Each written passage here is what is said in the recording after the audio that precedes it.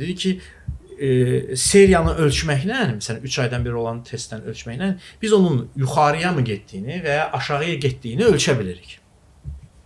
İndi sual, amma testosteron öz-özündə də bədənə ziyan verə bilər. Yəni çoxluğundan sənə ziyan düşə bilər. Ümumiyyətlə səhiyyədə norma qəbul olunur da, aralıqlar arasında. Referans aralığı. 3-8 deyək, götürülür əsas. Hə, deyirlər ki, bu aralıq normadır. Amma normadırmı? Çünki nə qədər insan var da dünyada. Hamı üçün eyni cür referans aralığı qəbul etmək nə qədər doğru ola bilər? Belə deyək də, bizim adımız fərqli ola bilər.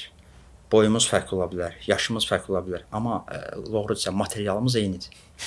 Düzdür?